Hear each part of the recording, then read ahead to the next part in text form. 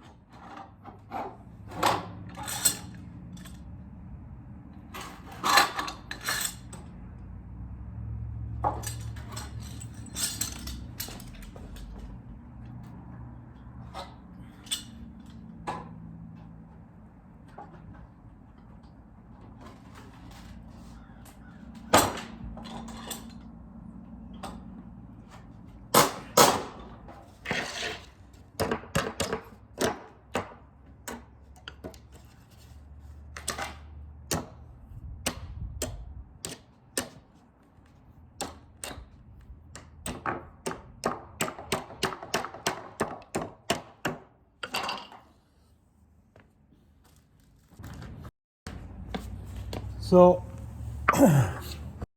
I have this guy, and it works on air compressor, and you stick it on the nail and you pull the trigger and it shoots it out the back. But unfortunately, I don't actually have the little adapter to hook it up correctly, so I'm gonna have to run by Harbor Freight and pick one of those up. So for today, old-fashioned style.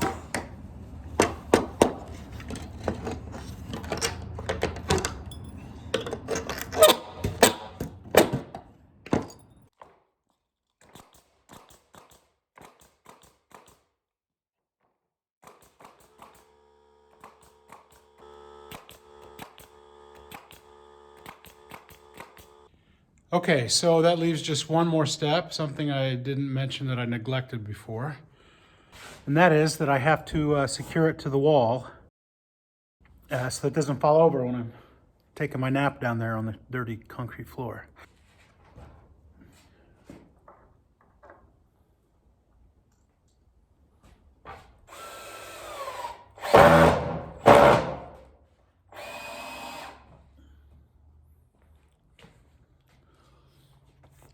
I think 3 screws will probably do the whole wall.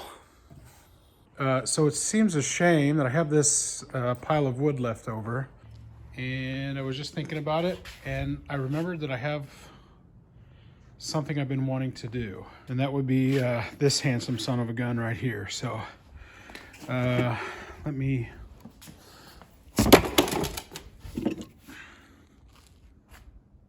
pony.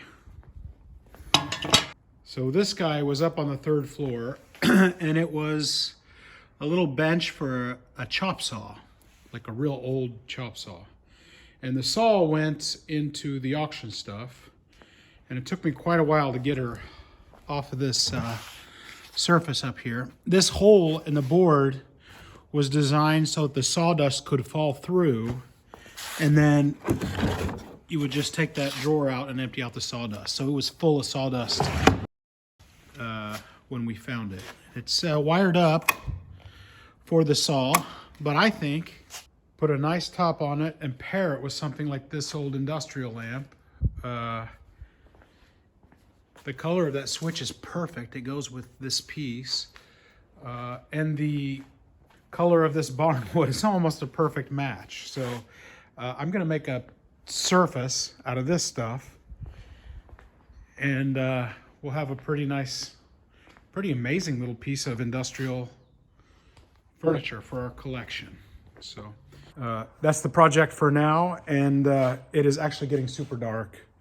So I think I'm gonna call it a day, and I'll be back bright and early in the morning. Okay, good morning, back at it today, and the light is amazing. I can actually see what's going on. So I'm gonna start with prepping this surface so that I can put that new top on it.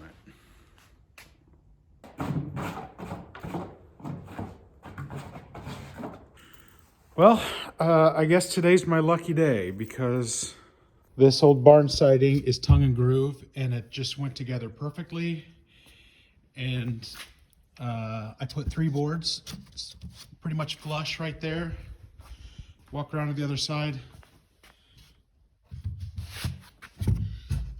It is virtually, I can actually show you that it's flush on this side as well. So it is like a perfect fit, no cutting required. Just chop it off at the front and the back and put it on.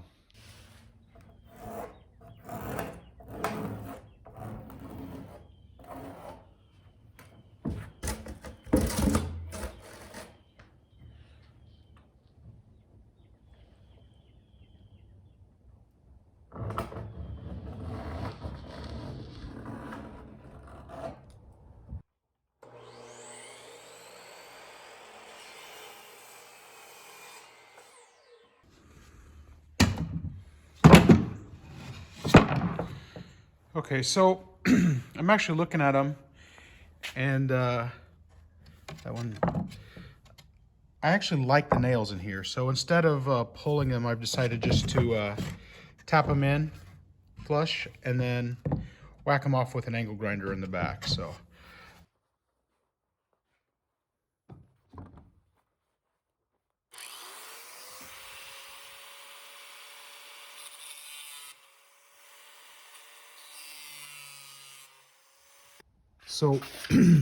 this barnwood's pretty nice because it's tongue and groove, and that segment just slides right into there, and we get a perfect fit all the way down. So let me see if I can do that one-handed while I'm holding the camera here. Nope, gotta use 2 hands. Yeah, you can see how that works there with that tongue and groove, which is really nice because it's one piece now. So this kind of catches the eye, this you know, fresh exposed wood here. So I'm not sure what I'm gonna do about that.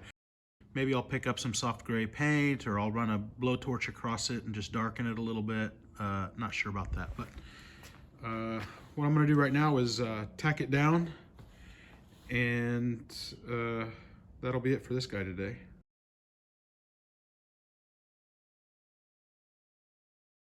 And on to the next thing.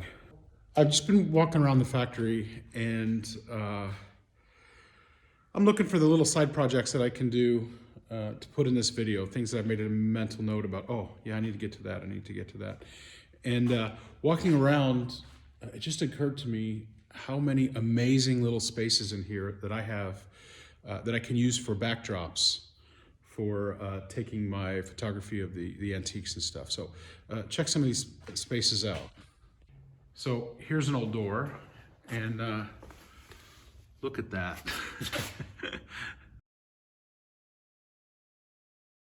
And here's like it used to be an overhead door. I guess it's still an overhead door. But yeah, it's got this paneling on it. There's yellow brick everywhere. Here's a red brick wall. So, you know, I can pick and choose green brick there based on the color of the antique. So I want it to contrast and pop out. So rusty stuff I might photograph here. Then something that's white or a lighter color I'd photograph here. And then we've also got this amazing fire door here. And if I go over here on the other side,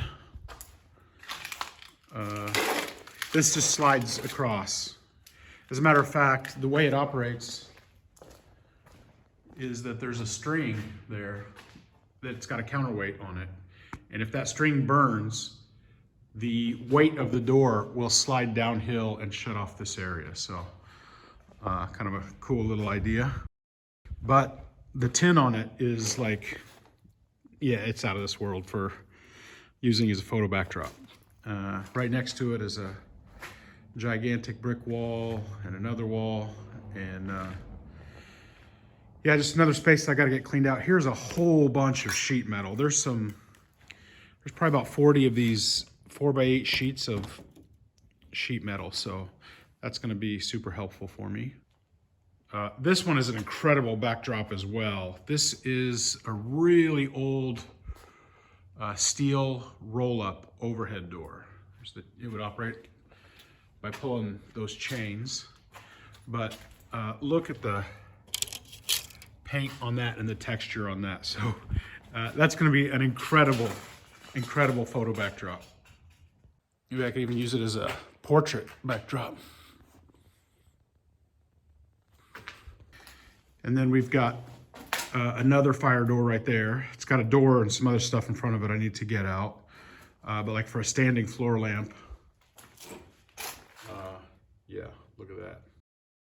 And this door is pretty intense. It's ultra wide. I would say that's 4 feet wide, really thick, and that's a glass panel there. So super industrial door, and the scale of it is just, yeah, it's big. So walking into this room, we've got some more brick walls and another sliding fire door. More brick wall there. And this divider wall was added later, but that could even be used for, you know, a pretty cool photo backdrop as well. And then once this is cleaned out, and in the evenings when the sun kind of goes down, and it wouldn't be such a backlighting situation because that's the easterly direction. So, you know, all morning and afternoon, it's really, really bright in here. So you'd have to have lights in here if you're going to photograph antiques. However, once the sun gets over to the west in the evening, that's a lot, I guess I could say, dimmer and more subtle. And then a single photography light to light up the front of the item, that would look amazing in the background as well. So just out here in the open, like if it's a really big piece or something. So yeah, the possibilities are endless. I just need to get my keister going and, you know, stay on track, stay focused. Don't get sidetracked, don't get sidetracked.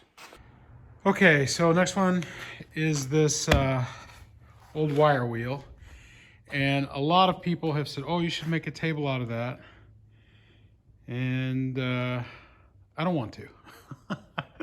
It's actually kind of rickety. And, you know, some of the wood is missing, and I don't want to mess with it. I just think this would be a nice piece of advertising. It says Westinghouse on it, and it has this leather invoice. It says packing list right there. It's made out of leather. It's pretty. They don't make it like they used to. But yeah, so I'm going to cut this off. I'm going to take it and spray it, and then I'm going to use some furniture wax on it and get this typography really popping out. So the first thing I need to do is use the Sawzall and get that back all dismantled. So.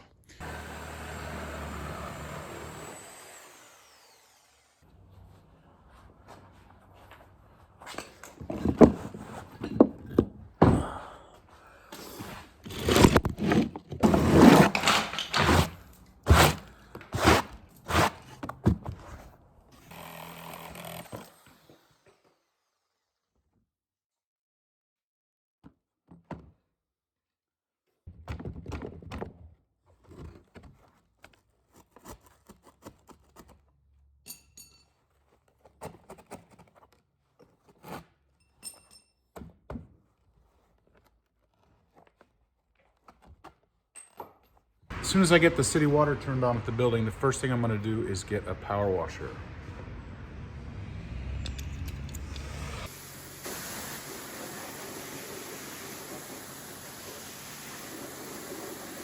Okay, another project today, and I'm working on this little desk right here, which you may recall from a few videos ago that we took out of the third floor. And one interesting thing about using different pieces and trying to source all the components from the factory is that a lot of them have the same kind of color scheme, this light pale green. So what I want to do is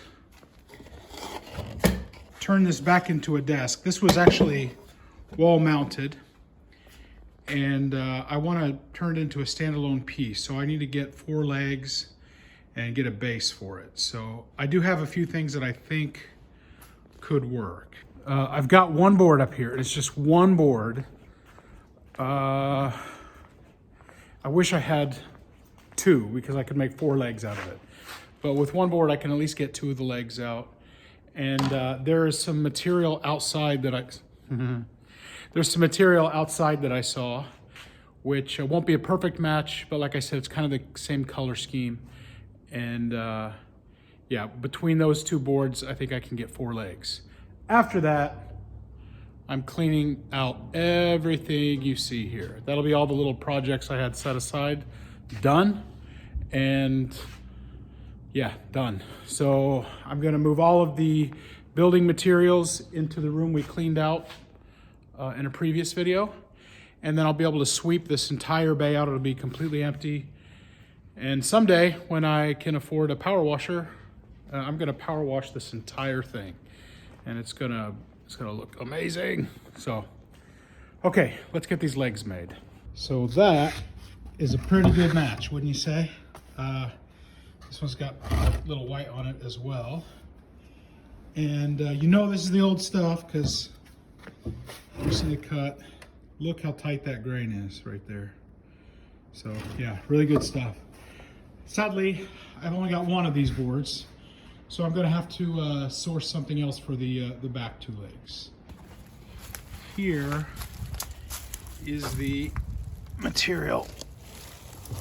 And this is an old door jamb. This is something else that I'm harvesting as salvage, but we'll keep that a secret until a later video. And for the moment, I think I can get both legs out of this material. This is a little bit wet, but this one seems to be dry. So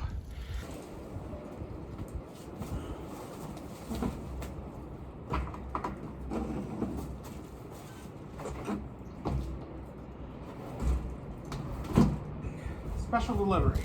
Okay, so back inside and looking at that board a little bit closer, it just has a little bit too much moisture content in it for me to wrap my mind around. And so I was thinking, and then I thought, I think maybe I saw a board like this one up on the 3rd floor. So let's go in this bathroom over here and see if it's what I think it is. Anybody need a toilet? Oh my gosh. Look at that. Look at that. The exact board. So cut off there. To get 2 legs out of that, I might have to shorten all 4 of them. But yeah, got it. Here's a bunch of mirrors. I wanted to use some of them for the mirrors that I make from the heater, and they were all too thin, but that one is not the same size. That one will probably work. And I don't know what these were for. Maybe they were hung up around the factory so that you could see around corners and stuff to make sure something wasn't coming. No idea. All speculation. You can have a look around here. There's lots of these. This is a half one. There's 3 full ones in the building and 2 of these half ones. And then there are these amazing gauges everywhere. And I know that steampunk folks like that kind of thing, and there's probably collectors just of the gauges as well. But today we got exactly what we were looking for. Okay, so I'm back down here and I wanted to test if there was enough of this material to get 2 legs out of. And as luck would have it, there is just barely enough. So after cutting them, this is the end of what I would need. And here's where it's broken out. So yeah, really lucked out on that once again. I did see the slot for the tongue and groove, and I think I can use that as well, because what I don't want is it to look like this thing is just sitting on a base. I want it to look integrated and look like it was, you know, kind of semi-engineered to be in the form that it is. So I'm gonna have to do a few little tricks with my reticulating arm saw. Okay, so what I've done here is put a stopper on the movement of the saw blade. So when it comes down, it's gonna stop right there. And as I pass through, it's gonna leave the face of the board on there that I can wrap around the front of the desk. So let me do that. I'll have to like run it back and forth multiple times and carve out like a 6-inch section here off. And then it'll be a perfect fit with the side of the desk.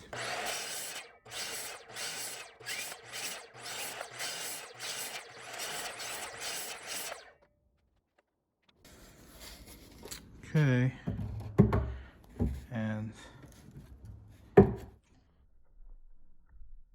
okay, so 4 legs, and I want to start with the bottom so that there's no wobble in it. So if I get the bottom kind of flat all the way around, this I can choose where to actually attach it in, so I can do a little adjustment if I have to. Ideally, if I get the bottom lined up, then it's going to sit perfectly in there because they're all the same size. So I have a little bit, just a little bit of barnwood left, and I'd like to put some stretchers around here to just make it more solid and, you know, sturdy. So let me go see if I can find some of that.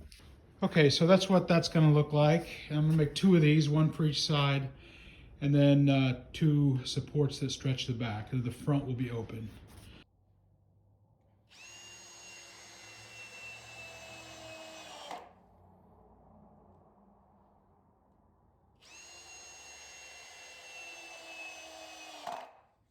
Okay, so a little out of breath, sorry about that. But I'm super happy because none of the wood split. It's like almost 7 o'clock in mid-March, so I'm really almost out of daylight. And it's not too pretty. But it's got its charm, and it definitely has history. It was part of the factory here. Let me show it to you. It's a little bit Frankenstein, I will admit.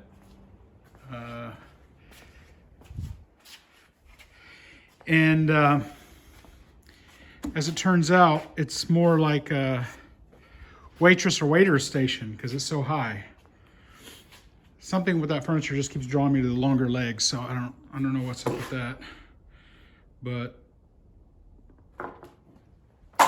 kind of quirky. I think it would be great for putting some flowers on in the back porch or something. So stayed out of the landfill, and a little lock here on that. And somebody's gonna like it. Somebody's really gonna enjoy that, so. Okay, I'm up on the roof all day tomorrow, so that may be the last little side project for just a bit, but super important to get the place in the dry, and we've got a great strategy and it's starting to work. So we'll keep you posted on that. And until next time, I'll see you guys later. Thanks for stopping by.